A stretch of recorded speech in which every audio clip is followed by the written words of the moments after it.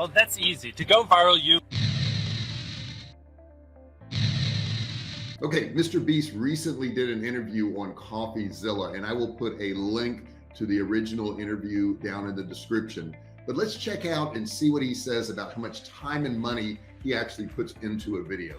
The thing is, I can give you a high level, or we'll give you the high levels. Essentially, for us, the way I like to look at it is if I spend, me and my team spend like 10 times more time than everyone else brainstorming. Okay, the first thing is he's saying he's spending a whole lot more time on his videos. Do you rush through your videos? Do you do them real quick? Do you not worry about editing? Check this out. Ideas, which we probably at this point spend 100 times more time than everyone else. We spend $500,000 to $1 million video, whereas normal people are... All right, did you hear that? He's spending $500,000 to $1 million on every video. I don't know, just interesting. Now you may say, well, that's Mr. Beast, but you know, he's going to talk later on in this interview, and he talks about, you know, growing up as a poor kid with a single mom and his sister, and he had no money. So, you know, spend like 1,000 or 10,000 is an expensive video now. And we just, you know, sometimes we're filming for 3 or 4 days, like 10 hours a day, you know. Okay, so he just said he's filming for 3 or 4 days, 10 hours a day. Do you rush through doing a video? Do you just do one real quick on your phone and it's like, okay, that's good? This is what he does.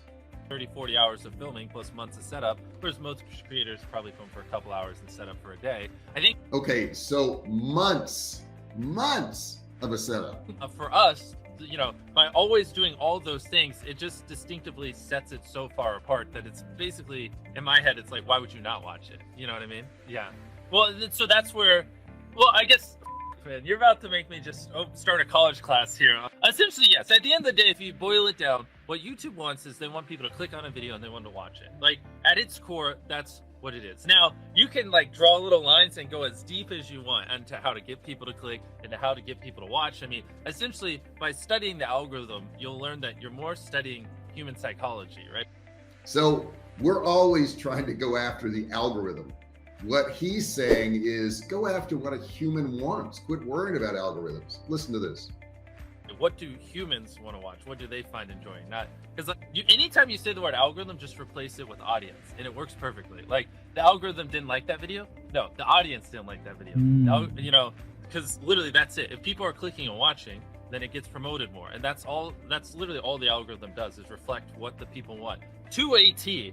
And if you deny that, you just make terrible videos and are trying to find a scapegoat. Like. I mean, there's a reason everyone loves YouTube and, you know, spends hours every single day on it.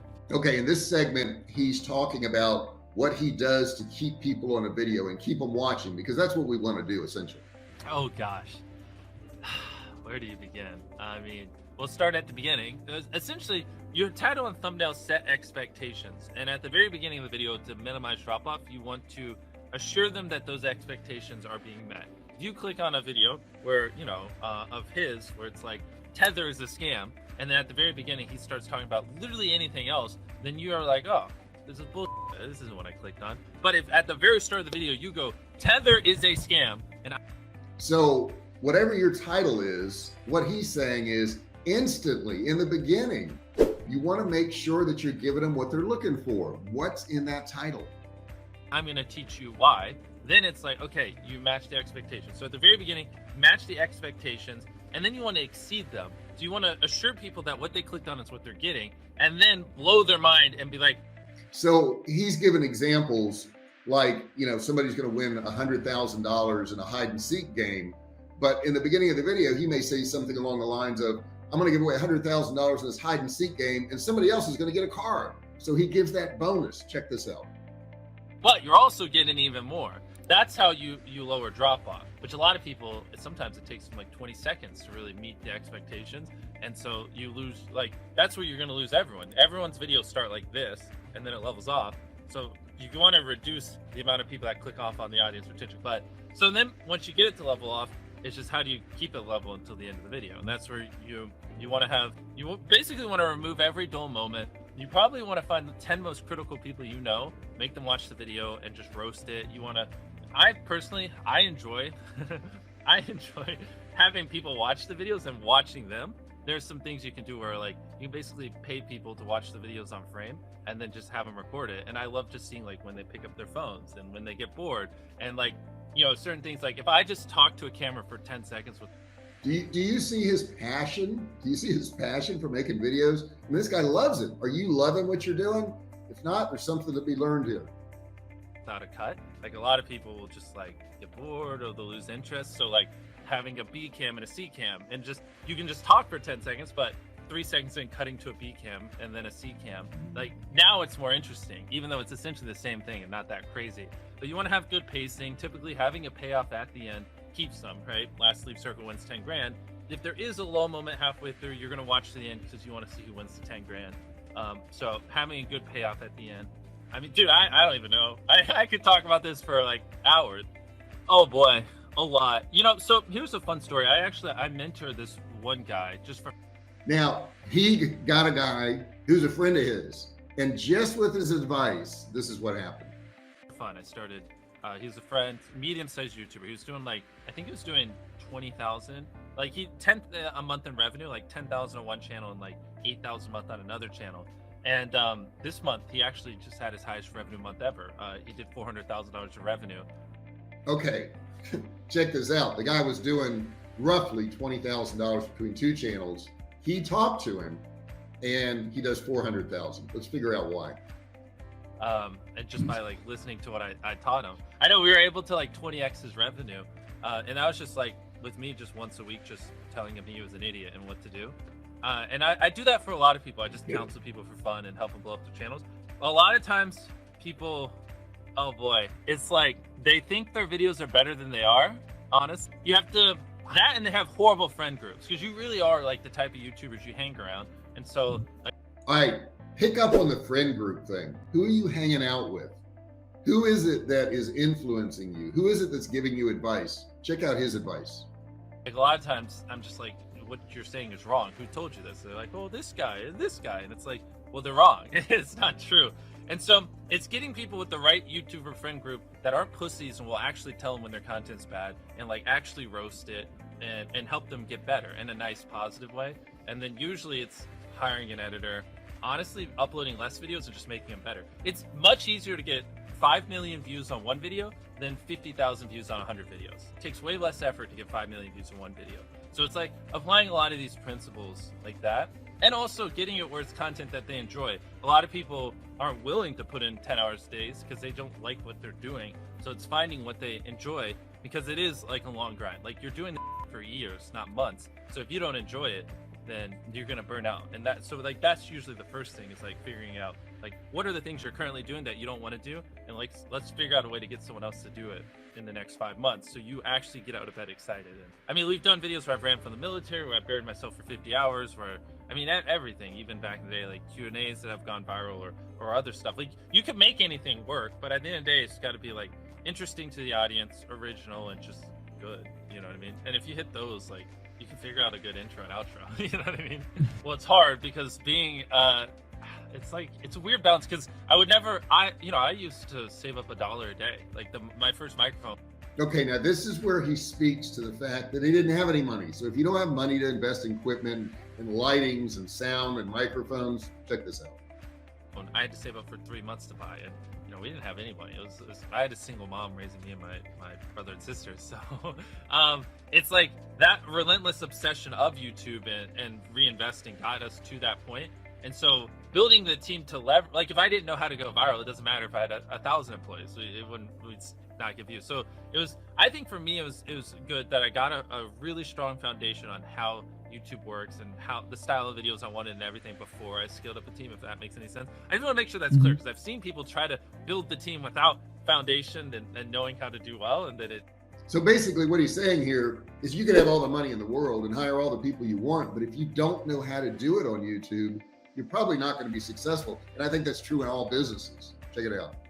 You know, it just like, and so that's what gave me the confidence to hire people, and that's why I'm able to run my company at really thin margins, because I have faith, and I know that if we film this video, it will do well, just because I've spent a decade of my life hyper obsessing over YouTube, and I have a good pulse on it. But if you didn't have that, then you wouldn't know. Like you wouldn't be able to spend $4 million on a Squid Game, because you might lose $2 million, and then you can't pay your people. So it's like, but of course, yeah, if I didn't have these people, I couldn't do half the stuff I do. I mean, we have, in my opinion, the best people in the industry working here, and I love them to death. Now, here's the question he was asked. This will blow your mind.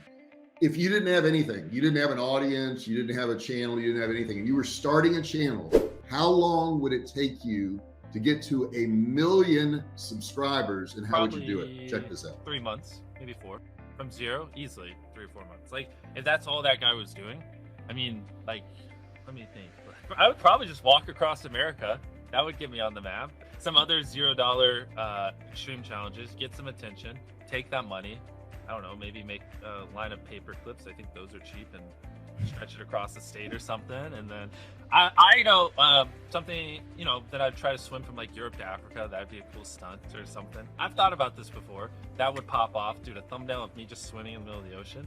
Like, I don't want to do it now because there's easier stuff, but I would do it. Like straight to Gibraltar. It's like 4 miles or something. Yeah, but then you know, imagine a title. I swam from Europe to Africa. Like, that would pop off. Or I swam across the ocean or something. I mean, yeah, easily. Like, I could figure out a blueprint, and then I would just suffer for 4 months, and then I'd have 1 million subscribers. It just doesn't Let me work. pull it up. I can read you some. I've got like 9,000 video ideas. Okay, now I don't know if you just heard that. He's got 9,000 video ideas on his phone. How many video ideas do you have? How many have you come up with? Check it out. I rode a roller coaster without a seatbelt. I don't know why that one's there. I wouldn't do this one, but I made a homeless man a millionaire. First to fly around the world, wins a private jet. I can't read some of these. I survived 24 hours in the world's deepest cave. Would you rather have $500,000 or a private island? Last leave haunted house fits 100K. I opened a restaurant that only served money. That's a funny one. I opened a free Tesla dealership. I hired real criminals. Well, I mean, that's what we're on idea 5,443. I mean, I don't know. It's just like random ones. I could scroll up.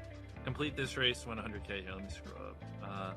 I bought the like, we legit just 7. Well, so I have some friends that help. Basically, what I found is like, yeah, like you heard the dictionary story. I work well off of inspiration. And so I found it'd be better just to kind of have people come up with ideas roughly, and then I ingest them, because dude, half those ideas aren't good, and I wouldn't film. But then when I read them, it inspires me, and I'm like, no, first to finish race wins 100 grand. Like, that's too simple. But first person to climb a mountain wins 100 grand. It's good.